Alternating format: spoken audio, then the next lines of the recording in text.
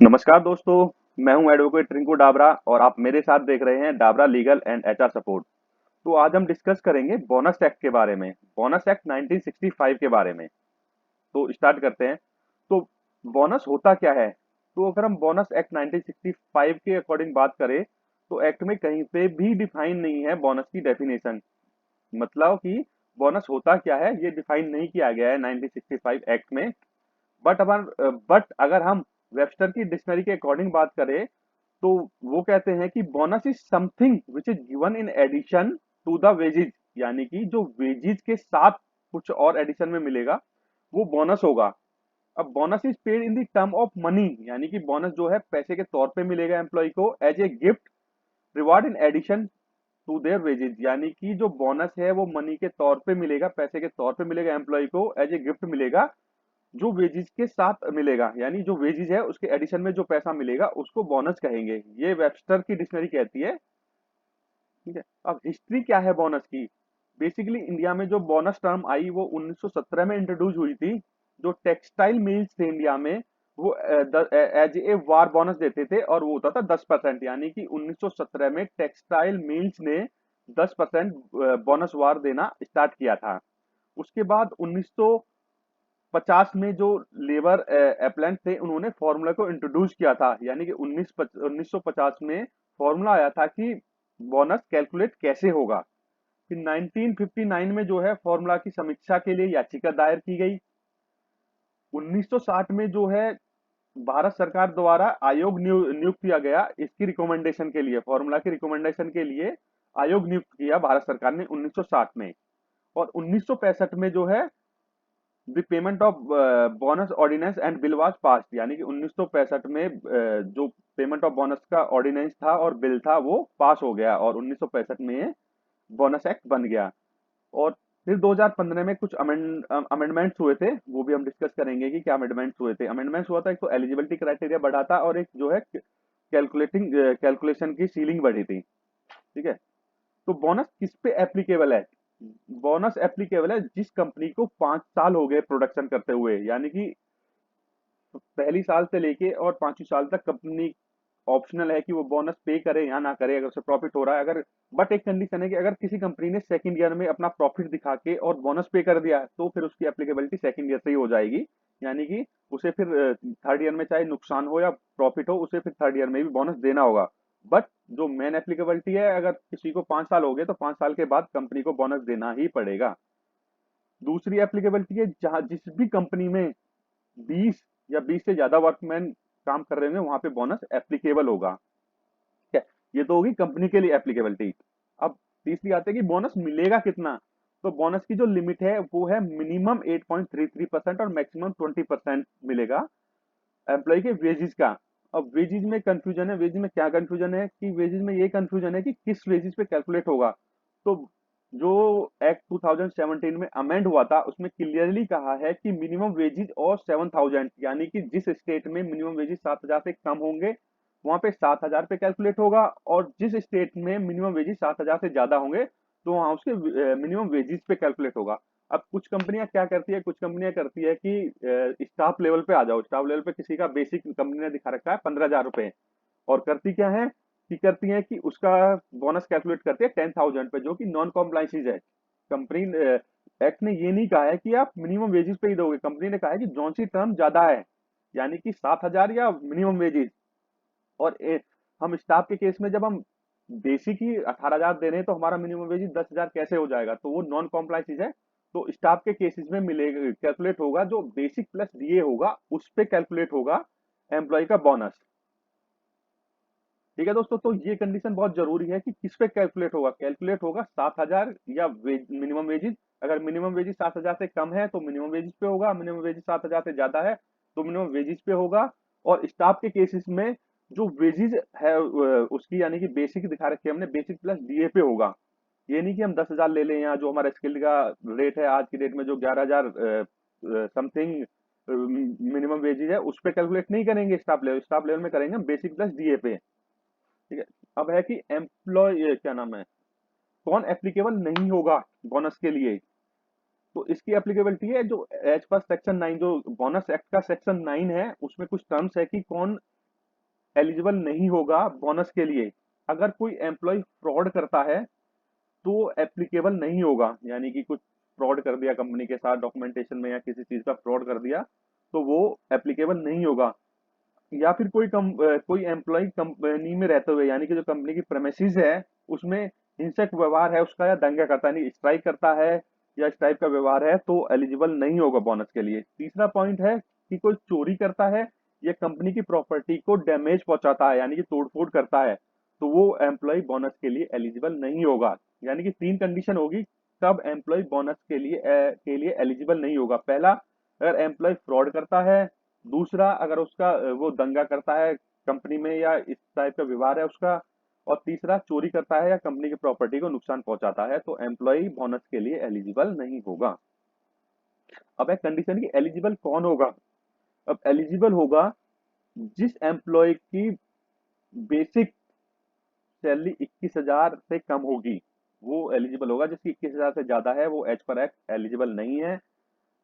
Employ ने financial year में कम से कम 30 दिन काम किया हो तभी एलिजिबल होगा। और बोनस मिलेगा कितना, बोनस मिलेगा 8.33% मिनिमम और मैक्सिमम 20%। तो हम डिस्कस कर लेते हैं 2017 में जो क्या अमेंडमेंट आया था। तो 2017 में यही अमेंडमेंट हुआ था बोनस में कि एक तो एलिजिबिलिटी थी 10,000 से 21,000 कर दी गई थी, और जो कैलकुलेशन की जो अमाउंट थी उसको 7,000 और मिनिमम वेजेस दोनों में से जो हाईयर है वो कर दिया गया था। उससे पहले 3500 रुपए पे कैलकुलेट होता था, लेकिन 2017 के बाद 7,000 या मिनिमम वेजेस जो हाईयर है वो हो गया। और सीलिंग लिमिट पहले 10,000 थी पर 2017 में उसे बढ़ा के 21,000 रुपए कर दिया। तो अभी हमने डिस्कस करा है कि एलिजिबिलिटी क्या है बोनस की। बोनस की एलिजिबिलिटी है एम्प्लॉय ने फाइनेंशियल ईयर में कम से कम 30 दिन काम किया हो, उसका बेसिक प्लस डीए 21,000 से कम हो। अगर 21,000 से ज्यादा है तो बोनस के लिए एलिजिबल नहीं है। और मिलेगा कितना बोनस, मिनिमम 8.33 और मैक्सिमम 20% बोनस मिलेगा। अब हम बात कर लेते हैं कि बोनस कैलकुलेट कैसे होगा कि यार 8.33 मिलेगा, 10% मिलेगा, 15% मिलेगा या 20% मिलेगा। तो उसका कैलकुलेशन का फॉर्मूला ये है कि जो ग्रॉस प्रॉफिट कैलकुलेटेड एज पर दी फर्स्ट शेड्यूल, क्या नाम है, बोनस एक्ट के अकॉर्डिंग जो प्रॉफिट है फर्स्ट शेड्यूल के अकॉर्डिंग उसमें से माइनस करेंगे डिडक्शन एज पर है सेक्शन 6। अब कंफ्यूजन आएगा सेक्शन 6 क्या है बोनस का, तो पहले हम डिस्कस कर लेते हैं सेक्शन 6 क्या है बोनस एक्ट का। तो बोनस एक्ट का सेक्शन 6 कहता है कि any deduct any amount by way of depreciation, यानी कि पहले डिडक्शन होगी अगर कोई डेप्रिसिएशन है तो वो माइनस हो जाएगी एज पर सेक्शन 6। दूसरा है कोई और डिडक्शन है एज पर इनकम टैक्स, तो वो बोनस एक्ट के सेक्शन 6 में आएगी। और तीसरा है कोई डायरेक्ट टैक्स डिडक्शन होना है एम्प्लॉयर का, मतलब कोई टैक्स पे करना है डायरेक्ट टैक्स, तो वो भी सेक्शन 6 में आएगा। तो यानी कि सेक्शन 6, अब हम फिर से फॉर्मूले पे आ जाते हैं calculation of the bonus. Bonus कैसे कैलकुलेट होगा, तो होगा gross profit calculated as per as the first schedule और second schedule of the bonus act minus deduction as per section 6। Section 6 जैसे हमने अभी पढ़ा, सेक्शन 6 के अकॉर्डिंग क्या डिडक्शन होगी, कोई डेप्रिसिएशन है कंपनी की या कुछ एज पर इनकम टैक्स को डिडक्शन होना है वो डिडक्ट हो जाएगा, कुछ डायरेक्ट टैक्स की लायबिलिटी है कंपनी पे, तो ये तीन डिडक्शन अंडर सेक्शन 6 आएंगे बोनस एक्ट के, इनको हम माइनस कर देंगे। फिर हम क्या करेंगे, जो हमारी लास्ट ईयर का ग्रॉस प्रॉफिट था उसको ऐड करेंगे, उसमें से माइनस करेंगे हमारे direct tax on the gross profit after bonus, यानी कि लास्ट ईयर हमने जो बोनस पे कर दिया उसके बाद कुछ डायरेक्ट टैक्स बचे थे तो उनको माइनस कर देंगे, तो वो हो जाएगा हमारा अवेलेबल सरप्लस। यानी कि हम फिर से फॉर्मूले को देखते हैं क्योंकि थोड़ा कंफ्यूजिंग है कि कैसे कैलकुलेट करेंगे। तो प्रॉफिट कैलकुलेट होगा फर्स्ट और सेकंड शेड्यूल के अकॉर्डिंग बोनस एक्ट के, उसमें से हम माइनस करेंगे एज पर सेक्शन 6, यानी कि सिंपल भाषा में बात करें तो पहले हम ग्रॉस प्रॉफिट निकाल लेंगे, कैलकुलेट कर लेंगे एज पर फर्स्ट और सेकंड शेड्यूल, उसमें से हम माइनस कर देंगे अगर कंपनी कुछ डेप्रिसिएशन है, कुछ इनकम टैक्स के अकॉर्डिंग डिडक्शन होना है, कुछ डायरेक्ट टैक्स पे करना है कंपनी को, तो ये तीन चीज हम माइनस कर देंगे। उसमें हम ऐड करेंगे लास्ट ईयर का अगर कोई ग्रॉस प्रॉफिट बचा हुआ है माइनस डायरेक्ट टैक्स जो लास्ट ईयर का उसको माइनस कर देंगे, वो हो जाएगा हमारा अवेलेबल सरप्लस। एक बार अवेलेबल सरप्लस आ गया तो उसको हम 67% से मल्टीप्लाई करेंगे इन केस ऑफ कंपनी, अगर कंपनी है तो इंटू 67 होगा, कोई और अदर स्टेब्लिशमेंट है तो इंटू 60 होगा, यानी कि अवेलेबल सरप्लस में 67 से मल्टीप्लाई करेंगे कंपनी के केस में और अदर केस में करेंगे हम 60 के केस में, तो वो हो जाएगा हमारा एलोकेबल सरप्लस, यानी कि बोनस पेबल की अमाउंट आ जाएगी। तो ये थी कैलकुलेशन की कैसे कैलकुलेट करते हैं बोनस को, यानी कि यहाँ से परसेंटेज निकल के आएगी 8.33 का या 20% की। उसके बाद आता है सेट ऑन और सेट क्या नाम है, सेक्शन 6 हमने अभी डिस्कस किया, अब हम डिस्कस करेंगे सेट ऑन और सेट ऑफ क्या होता है। तो सेट ऑन होता है कि जो एलोकेबल सरप्लस है वो बोनस की मैक्सिमम लिमिट से ज्यादा आ रहा है, यानी कि जो हमारी सपोज क्या करो कि 20% मैक्सिमम लिमिट है पेमेंट ऑफ बोनस की, अगर सरप्लस एलोकेबल उससे ज्यादा आ रहा है तो सेट ऑन में हो जाएगा।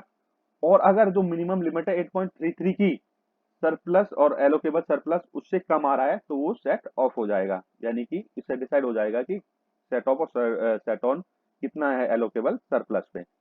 अब है कि कैलकुलेशन कैसे होगी बोनस की। अब पहले जो ये जो हमें कैलकुलेशन निकाली थी, ये कैलकुलेशन थी बोनस अमाउंट की कि बोनस अमाउंट पेबल कितने परसेंट होगा।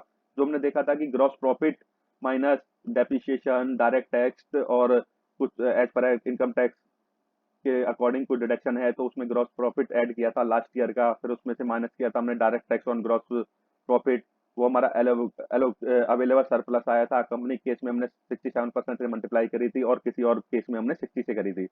तो ये मेजर पार्ट जो ये कैलकुलेशन ऑफ बोनस अमाउंट का जो है कि कितना परसेंट आएगा, ये मेजरली हमारा सीए और अकाउंट डिपार्टमेंट देता है बैलेंस शीट से निकाल के। तो एचआर को बेसिक अंडरस्टैंडिंग के लिए सफिशिएंट है कि कितना होता है कैसे कैलकुलेट होना, इसका मेजर पार्ट अकाउंट डिपार्टमेंट करता है हमारा। ठीक है, तो ये था कि कितना परसेंटेज बोनस देना है। और अब हम देखेंगे कि बोनस की कैलकुलेशन कैसे होगी एम्प्लॉय के लिए। तो बोनस की कैलकुलेशन होगी डिसाइडेड परसेंटेज ऑफ बोनस, यानी कि कितनी परसेंट हमें बोनस देना। जैसे कि हमने पहले ही पढ़ा था कि 8.33 मिनिमम होगा, मैक्सिमम 20% होगा। तो एज पर एज प्रॉफिट हम मान लेते हैं कि हमारा निकल के आया 12%, यानी कि 12% बोनस देना है। तो अब एम्प्लॉय को कितना बोनस जाएगा, तो उसकी कैलकुलेशन है wages of the employee into decided bonus, यानी कि 12 जितनी उसकी वेजेज है अर्न वेजेज है इनटू डिसाइडेड बोनस 12%। अब आता वेजेज ऑफ एम्प्लॉय क्या होगी। तो वेजेज ऑफ एम्प्लॉय होगी या तो हम उसका पूरी साल की वेजेज निकाल ले, यानी कि जो उसकी वेजेज में केवल हम बेसिक वाला पार्ट लेंगे, बेसिक प्लस डीए का, एचआरए वगैरह नहीं लेंगे। अगर हम सपोज करो कि एम्प्लॉय ने पूरे 12 महीने किया है तो हम पूरे 12 महीने की उसका बेसिक प्लस डीए की जो अर्निंग है, यानी कि किसी महीने में उसने 26 दिन काम किया है, कभी 22 दिन भी किया होगा, तो उसको एक एक्सेल में बना लेंगे मंथ वाइज और उसको टोटल कर लेंगे 12 महीने की। तो उसको हम इनटू डिसाइडेड बोनस कर लेंगे, या फिर हम क्या करेंगे कि मंथ वाइज कैलकुलेट कर ले, कैलकुलेशन सेम आनी है। सपोज करो कि हम अप्रैल 21 का ले लेते हैं, इन जो अप्रैल 21 में उसने बेसिक प्लस डीए अर्न किया इनटू 12%, फिर ऐसे ही मार्च का अर्न जो उसने अर्न वेजेस थे इनटू 12%। तो ऐसे मंथ वाइज करके और उसको बाद में बोनस को ऐड कर लो, या फिर पूरे मंथ पूरे साल की जितने की जो उसकी बेसिक प्लस डीए की अर्निंग है उसको ऐड करके उस पर 12% मल्टीप्लाई कर लो, सम सेम आना, यानी कि हम करेंगे earn wages into decided bonus की जो परसेंटेज थी। तो ये हमारी बोनस की कैलकुलेशन हो गई है। अब आता है कि बोनस कितने दिन में पे करना है। बोनस को जो है विद इन द 8 मंथ पे करना होगा यानी कि हमारी फाइनेंशियल ईयर के with in the 8 month, 8 month बैठते हैं हमारे नवंबर में जाके। ठीक है, अब क्या नाम है, ये फाइनेंशियल ईयर पे जाता है तो फर्स्ट मंथ होगा हमारा अप्रैल। तो विद इन द 8 मंथ हमें जो है बोनस डिस्ट्रीब्यूट करना ही करना है। और अब इसके बोनस डिस्ट्रीब्यूट करने के बाद हमें रिटर्न भी सबमिट करनी होती है। तो क्वेश्चन आता है कि रिटर्न कब सबमिट करेंगे। तो बोनस की जो रिटर्न जाती है वो जाती है with in the 1 month after distribution of the bonus, यानी कि अगर हमने नवंबर में बोनस को डिस्ट्रीब्यूट किया है तो हमें दिसंबर 31 दिसंबर तक रिटर्न सबमिट करनी है। और किसी कंपनी ने सपोज करो कि जून में ही बोनस को एम्प्लॉय को ट्रांसफर कर दिया है, तो विद इन 30 डेज एम्प्लॉयर को अपनी रिटर्न सबमिट करनी पड़ेगी, यानी कि उसे 30 जुलाई तक, अब 31 और 30 जुलाई तक अपनी रिटर्न सबमिट करनी पड़ेगी, यानी कि जैसे ही बोनस डिस्ट्रीब्यूट हो जाएगा उसके 1 मंथ के अंदर रिटर्न सबमिट करनी पड़ेगी।